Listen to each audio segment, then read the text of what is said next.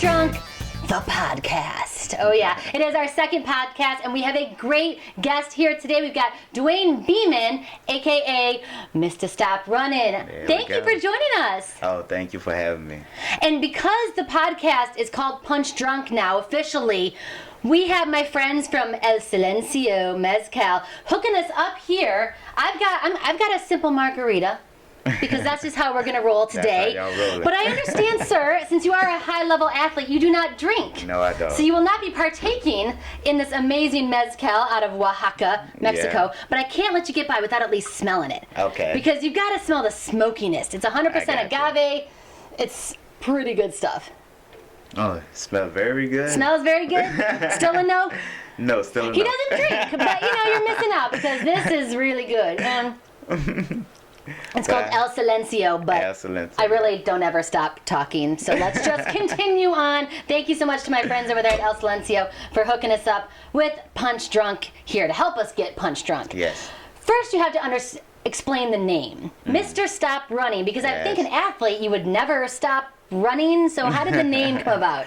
Well, Mr. Stop Running started when I was an amateur. I was 33-0 as an amateur at the time, and we had a fight in D.C., and the guy stepped on the scale, and I stepped on the scale, and he looked at my body and looked at me and just got off the scale and told his coach, he did like that. Really? Took one look at you? Yeah, he was like, nah, we ain't going to do this today. So do you get that a lot? Now, it started happening more after that happened. Then it started, we started showing up for amateur fights, and people wouldn't fight me. Really? Yeah. So they probably heard the rumors. They saw what your body looks like. So then guys would start yelling out, y'all need to stop running. So then we was like, all right, Mr. Stop Running. So that's Mr. Stop Running. You just said 30-0? Yeah, I was 33-0 at that time when we came up with the name. I finished my amateur career of 48-2. Wow. I won 2 nationals. That's amazing. Congratulations. Yeah. Obviously, professional now. But I think it's interesting because you didn't really go the same route as a lot of fighters. You went to college. Yes, you graduated. Yes. Well, I came from a Christian home. My dad a pastor, and one big thing. Oh, he's a PK. Yeah. Preacher kid. Preacher's kid. So one big thing is that, in the Bible, honor your mother and father. And I honor my parents by going to college. I knew what I wanted to be. I wanted to be a boxer all my life, but I'm from North Carolina. It's basketball, football, and maybe baseball. Right. It's nothing about boxing in North Carolina. I even heard right now why boxing commission is suspended for right now. So it's just it's no real boxing down there like that. So how did you get interested in it? I always wanted to be a boxer. Really? But you had to have seen something Mike on TV. Tyson. I seen Mike Tyson, yeah. and I really like Mike Tyson. I don't care about his antics out the ring and the stuff. I didn't even follow none of that. Right, yeah. Social media warns it. You had to watch the news to get that kind That's of right. We didn't have social media back in the day, kids. Yeah, and I didn't watch it. I didn't know what he was doing outside the ring. I just watched him fight, and and I just know that I just liked how aggressive he was, and I just love that saying people say, man, that's the baddest man on the planet. And I always wanted that. I was like, I always wanted that. Well, sounds like you did. People took one look at you and they're like, nope. Yeah, so I always wanted people to be like, yo, man, that's a bad dude. Don't mess with him. Right. So that started me in boxing. But you seem so nice. I'm very nice. I'm very nice. I'm always joking. I'm always got a big smile on my face. But, I still got that I want to hurt you side. That's true. And that kind of goes off in the ring. What is it for you that switches that switch? I don't think it's a switch. I think you always got it. I always got it. I hope, right now, hope nobody don't run in here and try to fight us or something, because I'm ready. I'm not scared because you got it. So, I'm ready at all times. So, and I'm confrontational. Yeah. I might not show it, I'm always smiling, but I am confrontational. Right. So don't step to you. Yeah, don't step to me. I'm not going to mess with you. I promise that. Even after a few El Silencio margaritas, I still know better than to mess with Mr. Stop Running. There we go. All right, so what did you graduate with? Family Child Care Development.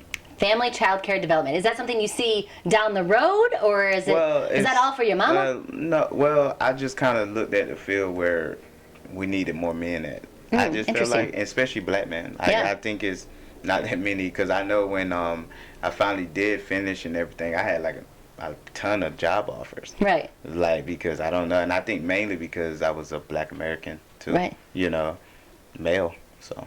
Nice. Well, congratulations on that. So you did wait a little bit to get into the pro boxing career. Yeah. And, you know, I've spoken with some other boxers who did similar things, who said, I felt like I was ready physically at 17, 18, whatever it was, but the mental side of it. Yeah. What would you say to someone who's boxing amateur right now that you would maybe say you should hold off on or go for it? Oh, well, I say the big side of it is mental. Mm-hmm. Oh, yeah. A lot of people say, man, I wish Dewayne started boxing before, man. Imagine where he'd be right now. But honestly, I wasn't mentally ready for that. Mm-hmm. I wasn't. Like, I was too confrontational. Boxing provided discipline in my life at a time that I needed it. Yeah. So I would say to people that, all the youngsters coming up, don't go pro until you're mentally ready to go pro. How did you know? Oh, I knew because I started. I slowed down swinging on people. Yeah, right. Stop fighting. You know, stop fighting in the club or the street or wherever you were at. Yeah, I stopped fighting I start taking everything so serious when somebody say, like, because I'm always smiling, I'm always joking, but if you cross me, I was ready to fight. Right. I wasn't ready to talk jump back. So once I started developing that, and then and it's still a growing process for me, because I still feel like in my last fight I got too emotional because of things that happened before the fight. Right. You know, so you said that on social media. You kind of lost your composure, and you thought that maybe that was a factor in I think the loss. it was a big factor, because like especially after we had a little head collision, and that was the one against Juan Estrada, right? Yeah, Juan Estrada. Yep. When we had that little head collision and I got cut, that was the first time I ever been cut in a fight, and the blood was licking in my eye, and our corner couldn't stop the blood. Yeah. So already thinking in my head, and then plus the second round when I slipped, and they said it was a knockdown. The ref said it wasn't a knockdown. They said it was a knockdown. I had too much emotion going on. And I started winning the fight, but I still had so much. Back. Yeah, I came back hard, and I knew he was tiring, he was fading, his punches didn't feel like nothing, but I felt like it's too much blood in my eye. I knew it, and every round they kept coming to the corner. I know you winning, but we got to stop the blood. If you don't stop the blood, we're gonna stop the fight. So we were just playing against the clock. I knew, like, oh man, we can't stop the blood, because the way it was right here on my eyelid. Oh jeez. So we couldn't stop it. So I was just like, okay. What are you supposed to do? Put a lot of pressure on that? You can't put a lot of pressure on that area. If I don't knock him out this round, every round I came out and won, I kept saying, if I don't knock him out this round, they're gonna stop it. So it's like, but that changes your game plan when you're trying to knock out, as opposed to what the game plan is. Is that what you meant by the composure part of it? Yeah, I lost my composure. I lost my composure. And I think we just lost I think we lost the composure in the whole corner. I think we all lost our composure. Yeah, you start feeling like it's not going our way. It's getting a little bit out of our control. What are we gonna do? Yeah, you know. And then when you have a boxing commission, the commissioner dig his finger in your eye. Oh, ew. Why did he do that? Yeah, my coach slapped at his hand like, what are you doing? You're making this cut worse. We knew right then, like, okay, they doing whatever. And it's like, I'm in a bad place. Yeah. That's when I said in my head, I'm in a bad place. And that's why I was saying when I wrote on social media. And I just felt like Estrada he's a great fighter, and he didn't need the extra help they was doing. So yeah. But we'll see. But you'll do it differently next time. It's all a learning thing. That's the thing. I mean, it's never fun to lose. It's all a learning experience. And I had a great conversation with Mauricio Suleiman, the head president of WBC, Eddie Hearn, who is the matchroom promoter, and all them guys. They all came to me and just told me, you're going to be a world champion. Don't let this get you down. They was so proud of me. Everybody was just like, man, we would love to see this fight outside of. And even Eddie Hearn said that. So I was like, wow, for him to even say, I want to see this fight again, but I want to see it somewhere else. Right. Well, speaking of somewhere else, your last 6 fights have been in Mexico. Yes. Finally coming home to, we're coming to America today. Well, not today, but November 16th, Orlando, right? We got the WBC Continental Championship. Yes. Marvin Solano is who you're up against. What are you thinking about that fight? Well, he's a very aggressive fighter. He comes forward a lot. He's a head hunter. And he goes for knockouts. So it's gonna be an exciting fight because I definitely want to end this fight. I don't want this fight going to the distance. And you want to knock him out? I want to knock him out. Yeah. I have to. I feel like I have to. But I'm not taking it as I'm not gonna fight that fight like, oh, I gotta knock him out. I'm not gonna knock him out. It's a different game plan. I'm gonna fight my fight. I'm gonna fight my fight and get this win. And I'll be breaking history. I'm the first American fighter to ever win this title in this division. So. The super flyweight division. Is there such a thing as home ring advantage? You know, I mean, North Carolina's not too far from Orlando. Do you have some people coming? I have a bunch of people coming. Okay. So I'm shout out to everybody that's coming. Thank you, thank y'all for coming. And it's just spreading the word because it's buzzing right now in Orlando. I'm getting calls from the news down there and everything. And it's a big fight. It's a big fight. Shout out to Undisputed Promotions who's doing the event. The fight is at UCF College, so you know the college. It's gonna be. UCF is beautiful. Yeah, it is. Okay, that'll be great. I'm just excited. I'm ready to break history. Right, and to be back on your home soil. Yes, and it's like it's neutral ground. It's neutral because I never been to Orlando. I never fought in Orlando, and I don't think Marvin ever fought in Orlando. I think he fought in Florida. Oh, I'm sorry. He fought in Florida before, but he never fought in Orlando. So. Like, we both on neutral grounds. It's no bias. I don't think the referee gonna be biased. I don't think the judge is gonna be biased. It's gonna be a fair, straight up fight. I think even if you're out of the country, it's like you're the American. Everyone is almost against you automatically. Does that fuel you? Yeah, it did fuel you. But one thing I learned about. I was a strong believer that you can overcome anything. No matter what happens, you can overcome it and defy all odds. But I realized why. Like why go through that? So like now I started to say, hey, look, let's have a peaceful training camp. Let's have peaceful things that happen before the fight. Cause there was a lot of things before the Estrada fight that happened that really had me off my game a little bit mentally. But I always kept saying, I'm gonna be okay. I'm gonna be okay. It's gonna be. I'm gonna overcome it. Dwayne, you fighting for the #1 spot in the world. You know. Right. But those things are factors. But it's, again, part of the process. And like a lot of people that came to you afterwards kind of helped you through and say, you know, you're going to get there. We believe in you, you know, like this is, you're going to look back and say that one time when, you know, and it was, or if you're ever in that position again where things start to go awry before. And I already had that moment. I'll be honest with you. I had that moment after that fight. I said to myself, like, you know what?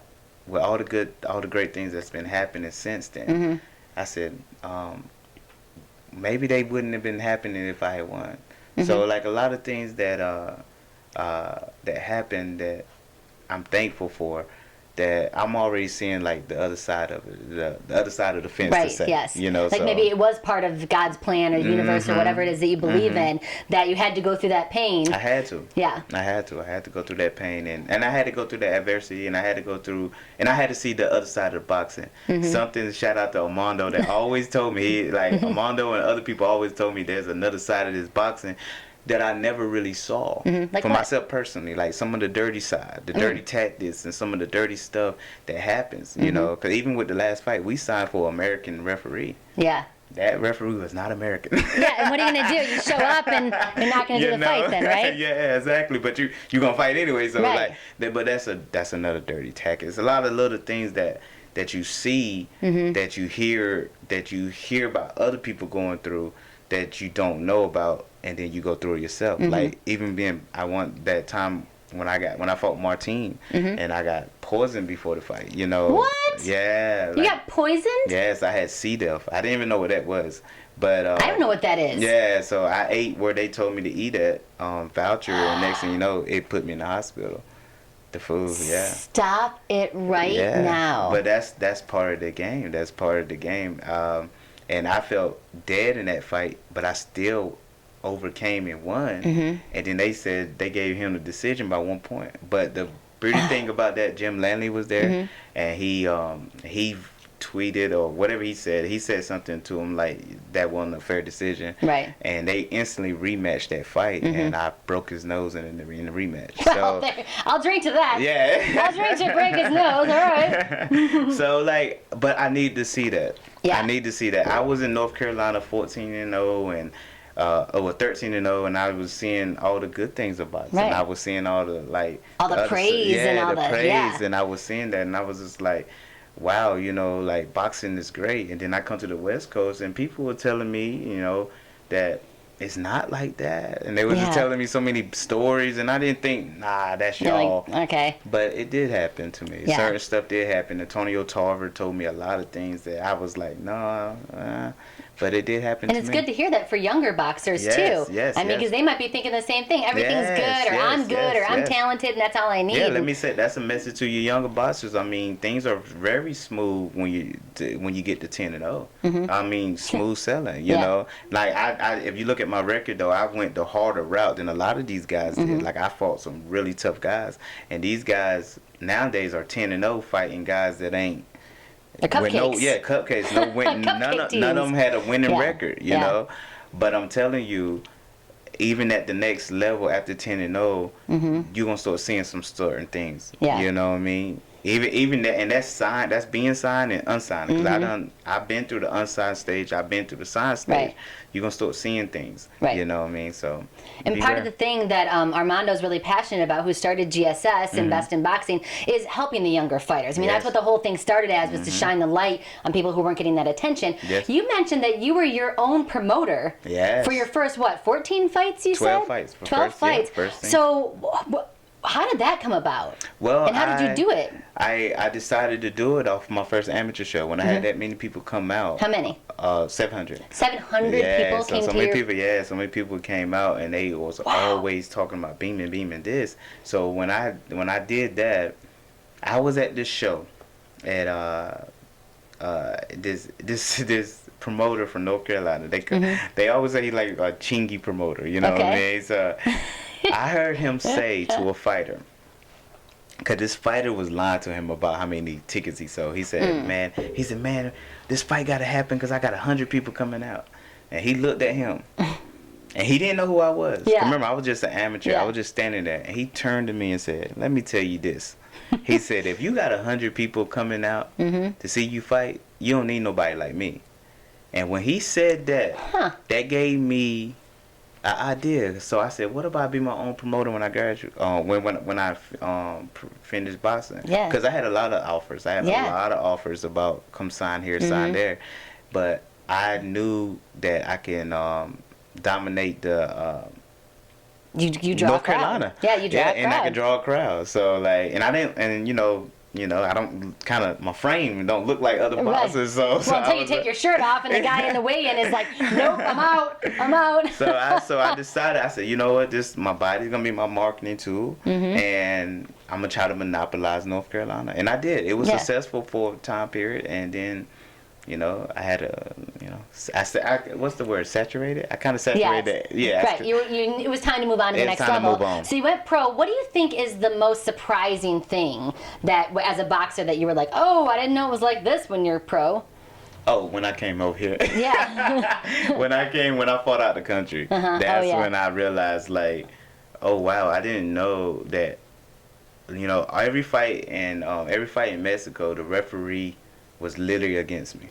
The fights I won. The whole country was against you, yeah. Well, I can't say the country because the fans were so cool. I love the fans. Good. I love the fans. They would run up to me and take pictures, so I would never say nothing about the fans. I love you guys. Even in the Strata fight, they were so cool, and I was so nice to them and everything.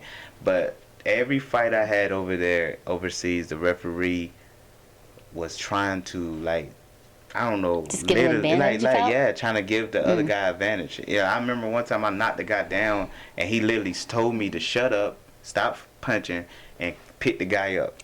Oh, that's what he did. You're like, no, that's not because I talk how when it's I fight. supposed to. I mean, I talk when I fight. That's part of the mental game, getting inside that dude's head. So I talk, even though I'm over there, and I know he can't probably understand what I'm saying. It still does it for me. It's a mental thing, because I'm like, I got you now. So I'm talking. Yeah.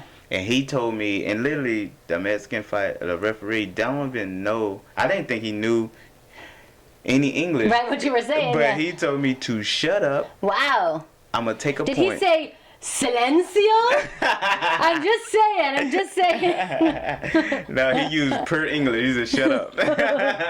So after that, like, I started noticing, like, but it seems like every referee, every time I fought over there, it's just every referee seems like they just didn't want me to win. Yeah. So that's to answer your question. That was the most surprising thing. Yeah, it's surprising that when you go in other people's backyard, like, it's not fair. Because when people fought me in North Carolina, we had it so set up, so nice for them, nice hotel, you know what I mean? Everything was nice for them. Nice. And I felt like, that's the way to do it. But it's not like that. Not like that everywhere. Yeah. Can we talk about not just your punches, but your backflips? Oh, yeah. I saw a couple of videos on social media, and like all of a sudden bounce, bounce, bounce, bounce, and you're backflipping. Yeah. Where did that come from?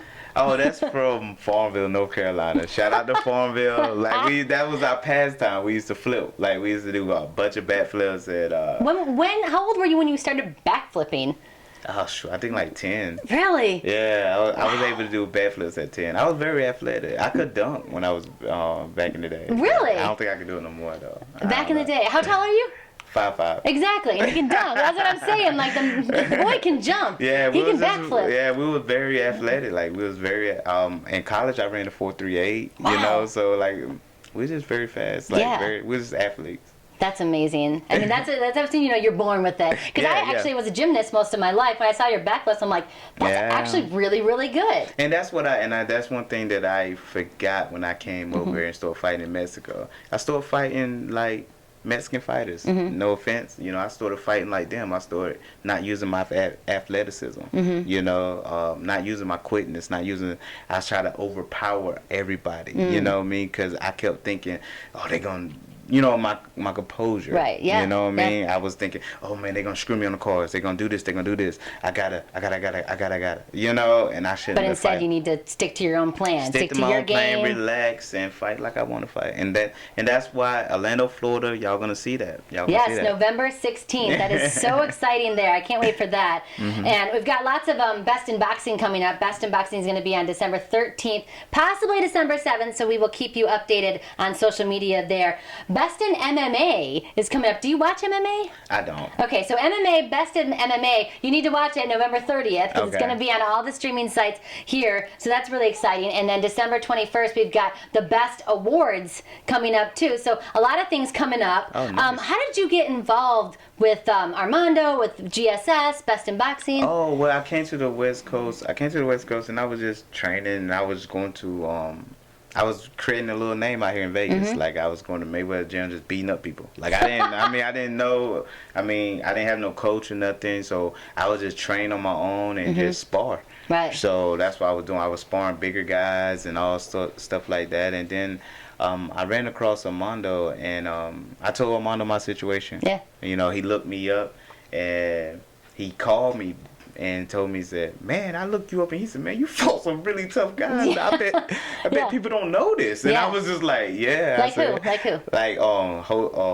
Jose Rodriguez, William Gonzalez. All these guys are records like 32-2 and 30-4. Right. And William Gonzalez just beat Cornelius Luck on like a PBC card or something like that.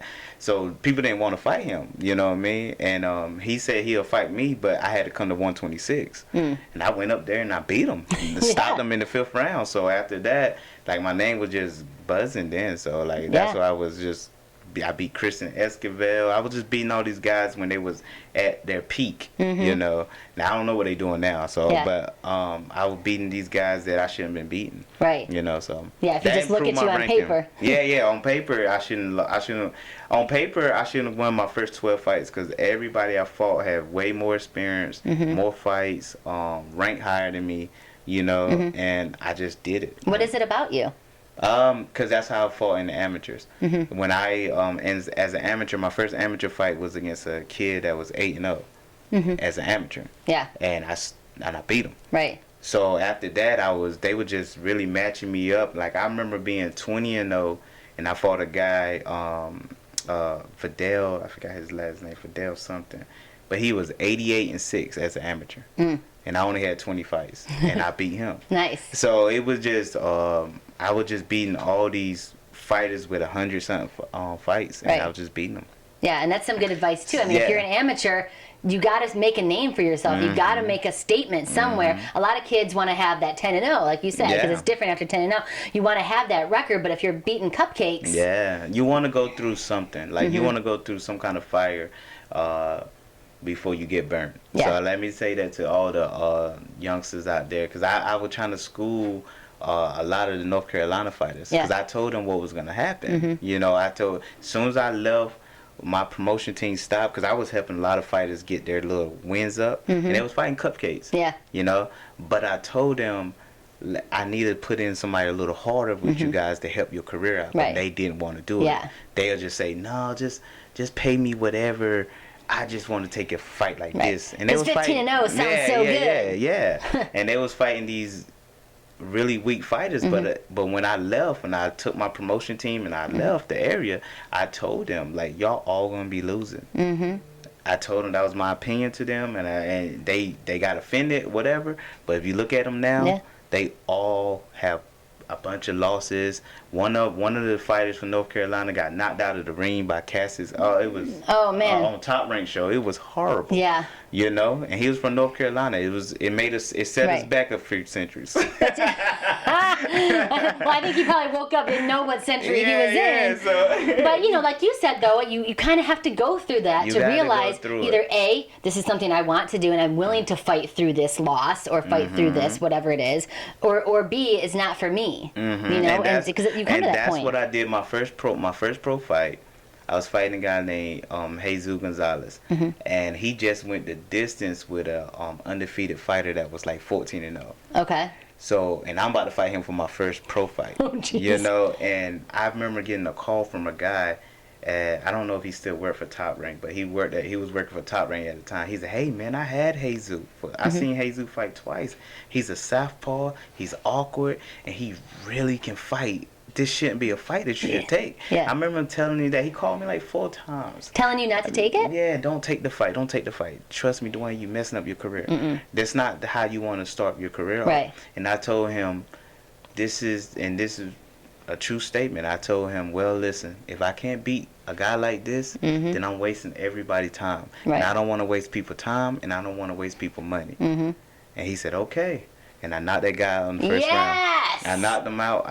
in the first round. I called him. And maybe he took me lightly. Maybe he thought, like, man, this guy, his first pro fight, he want to fight somebody like that. That's not your problem. Yeah.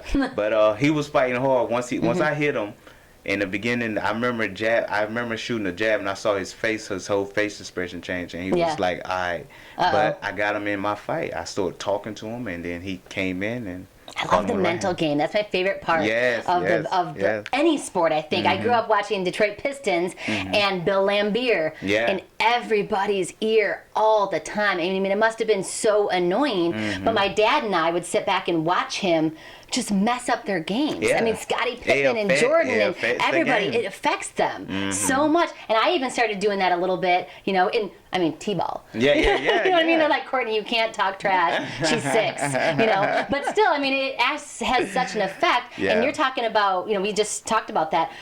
Physicality is a big thing, but the mental game is part of it. And if that helps you. And I'm willing to say the physicality of it has nothing to do. It's not even near how much more mental it takes place. Interesting. You have to have way more mental than the physical attributes. I mean, literally, if you put my last fight, you look at me in the strata, like I'm physically a physical phenomenon over him. You know, physically.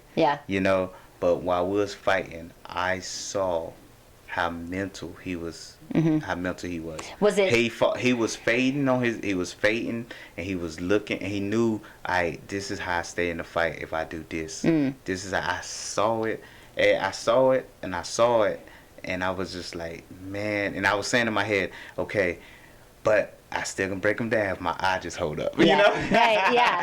Because you mentioned that his punches were soft. Soft. Towards the end, but he was doing enough to make the people say, oh, okay, Estrada's, doing something, Right, he's landing. He's doing something. I remember times he was on the ropes and he'll just move and don't punch, but make it look like he was doing something. It was like little things I learned. So when you say mental, is it really like your own strength to tell yourself that you can keep going, or is it really like the calculating of the boxing IQ? Both. Boxing IQ. I was a victim of not realizing how much boxing IQ goes in the ring. Because you were just swinging on fools at the club when you were a teenager. It feels funny because I'm like confessing all this, and I'm glad that you guys gave me this chance to speak on it, because it was a lot of stuff that happened at the fight that was in breach, and they made me sign. Basically, they compensated me for certain stuff and told me not to speak on it, and I didn't. But now I get to tell my side of what I experienced. You're speaking right now on your own emotions and what you're feeling. All that good without stuff. being upset now. Before, if I spoke before, I think I would have spoke. Like you're the victim. And I don't think I'm a victim or nothing. I think I am exactly what boxing is about. I seen the other side. Yeah. And sometimes you need to see it. I hated that I saw it on the scale that I saw it on, but I saw it. Right. And I gained so many more fans from it. I gained so many more supporters from it, and I refuse to let that happen to me again. Yeah. So you are ready. Like I said, November 16th, Orlando, we got WBC Continental Championship against Marvin Solano. So you are ready for that. Yes. You also posted a video where right before a fight, you were like, we done did the work. Yeah. We done did the work. So when are you done doing the work where you're just like, I've done as much as I can do. Now it's just... It carries me. I used to train too hard, even for my last couple fights. A lot of boxers say that. Yeah. I train too hard. I overdo it. I peak too early, and then I kind of like around the fight time, and I mean, as fresh as I was before. Right. So this training camp. Shout out to Bones Adams. Bones Adams has been added to my team. So my head coach, my coaches are Joe Vargas and Bones Adams, and I mean they are a great team. And I wish I had Bones in my last fight, but also he came when he needed to come. Right. Yep. So now we're cutting back on certain things because I don't want to peak too early. So when I made the post saying, we did all the things we need to do. I am ready to fight right now. Right. Now just to maintain my weight, keep it good. Understand you do have to travel Orlando. You don't know how the weather gonna Not be. drink margaritas with Courtney on a podcast called Punch Drunk. But hey, it's all right. I got you. Actually, you know what? I will take this, the one you sniffed, and add it to mine. And there you go. I feel like I'm contributing to your success, sir. Go. So cheers to you. Yeah. So you got a good team. You're ready. You done did the work. I done did and the now work. we're looking forward to November 16th. We looking for a knockout. All right. It's going to be Mickey Mouse. You better move out because it's going to be Dewayne Beamon town, I think, after November 16th. Yes, Thank you so much for joining us. And there is more GSS Punch Drunk coming up. All right, it's time to bring in GSS founder and CEO and pretty much everything, I think, right now. Armando Bareno. I can't let Dewayne and I have all the fun, so I made you a mezcal margarita as well from Silencio. I love that we call our podcast Punch Drunk for this reason. I know, this is actually perfect for alcohol, right? If you want to get snobby, it's supposed to have actually really good. Notes of fig with a smoky finish. I think it's pretty good. My palate's not that good. You're like, I think I'm just going to drink it. It's a margarita. Alcohol. It's a margarita. We'll drink it. I'm so good. let's get Punch Drunk with you. Okay. I'm going to need you to down that. No, I'm kidding. Let's chat want me first. to finish this? Let's chat first. So tell me where GSS is now. I mean, we launched the podcast, so that's exciting. We're back. He didn't fire me yet, so that's great. No, I could never fire you. Well, he knows. Okay, so where are we at? Where's GSS now? Okay, so we're going to finish out the year really strong. Really happy. We're going to do more shows. We're going to do as many shows in this last 2 months of the year than we've had all year. So, oh wow! So yeah, it's good, and we potentially are going to add a fourth show depending on if we get the deal done or not. So and he's not talking about podcasts; he's talking about broadcasts. I'm like talking fights. about broadcast. Yes, broadcast. Actual what we start. Why I started this was to get the fighters the exposure, and this is exactly what we're doing. So we have a show November 30th. It'll be the first Best in MMA, and I'm keeping with the best. I'm making it the best series.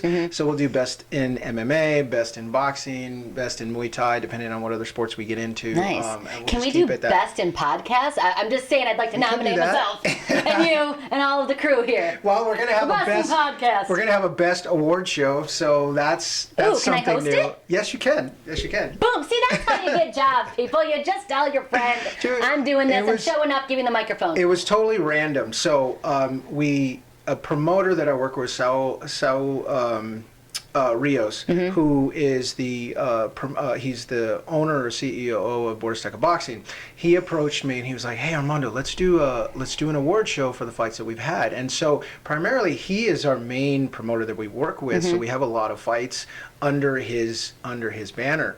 And so when he approached me with it, I'm like, "Let me get back to you," because it was something outside the norm. Like obviously. UFC, NHL, all of these different organizations have their award shows at the end of the year. And so I'm like, okay, why not? You're like, add it to my plate. You just said you're going to do more broadcasts at the end of the year than you have since GSS or since the rest of the year, right? Yeah. Okay, so we're doing a lot, and then you're adding on a best of award show. So, a best awards. So there's the November 30th, which will be the first Best in MMA show from Tijuana at a really large venue down there. So we're hopefully expecting a large crowd. I mean, and then we'll obviously blast it out. And MMA does really well online, it's just in general. So we're going to be pushing that heavy over the next month.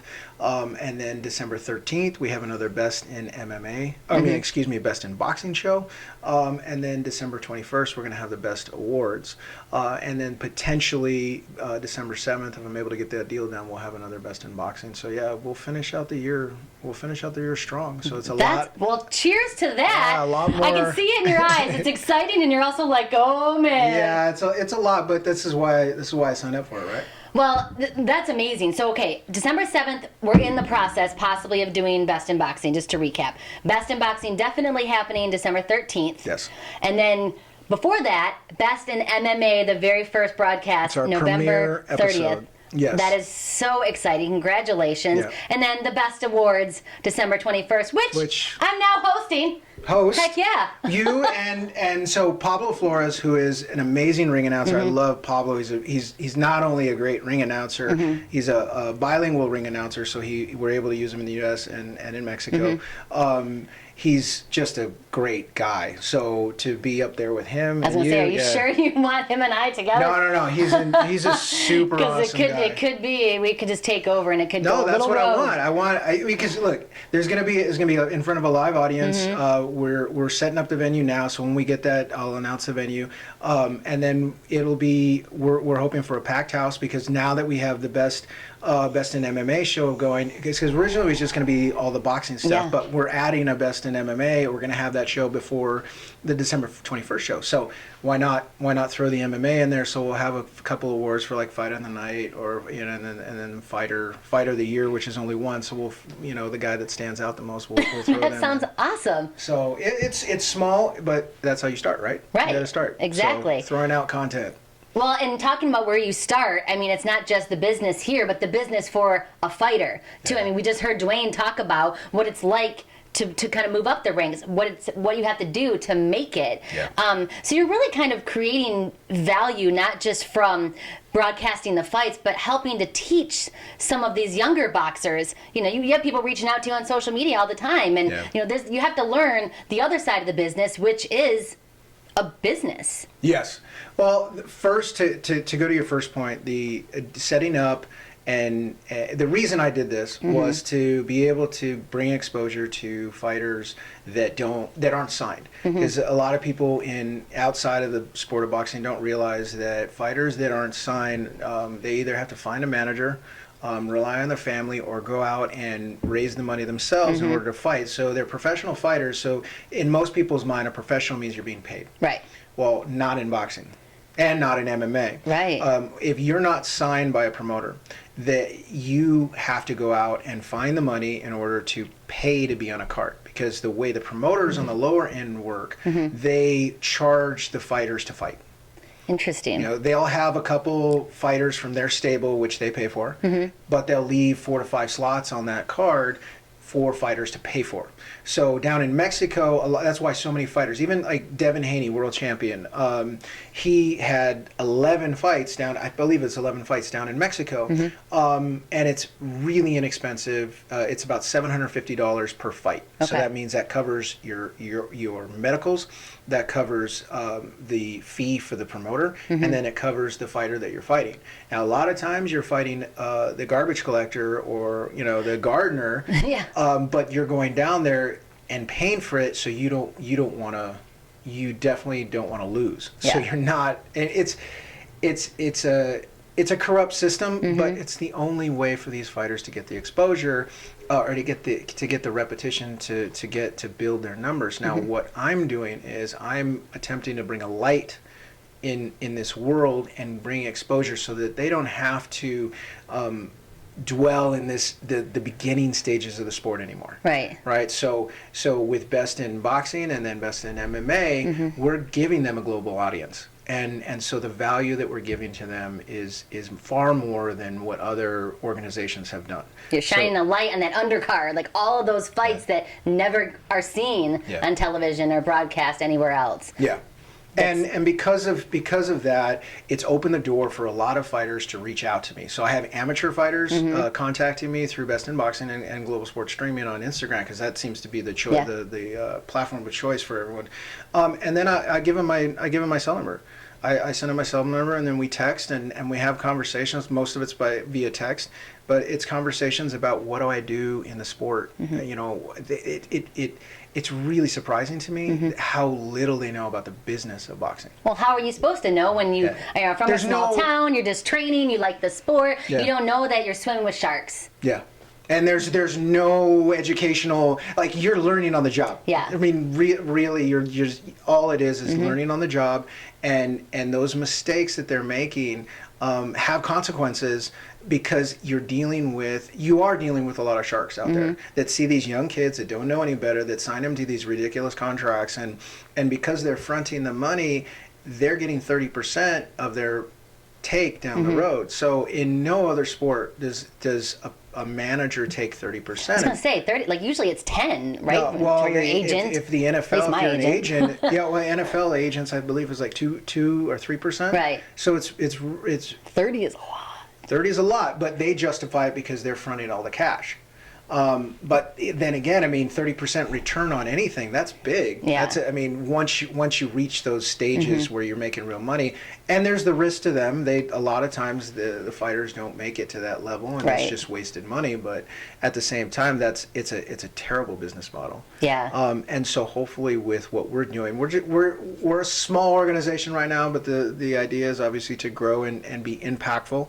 And so we're going to work our butts off to be able to bring light to this level of the sport, to elevate the sport so that these kids no longer have to pay. So once revenue's generating, so this is to fans at home, follow us, subscribe to us, so that we can build a base, so that when we have the investment dollars that we need, we can start to pay all these kids, we can start to pay them to fight and cover those expenses as part of our expenses, because they're performing for you, they're performing on our show, so we want to be able to pay them. Right now we cannot. And I'm very straightforward with the guys. Look, it's like, dude, I'm scraping by. I know what it's like in their position. They're working 2-3 jobs just to be able to pay, and training, and I'm doing the same thing. I'm working, around the clock, so I'm not in a position to pay them right now. He's seriously always working. He can never have brunch with me. No. I have,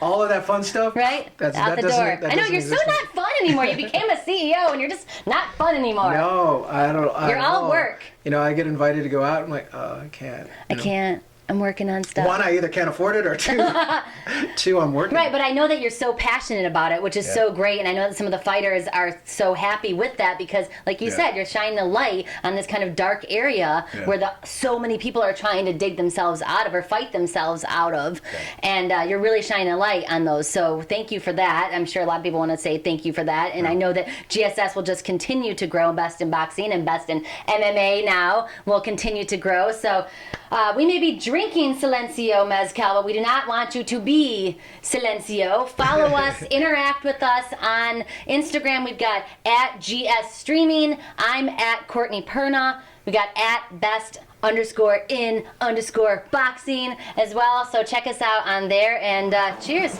Cheers.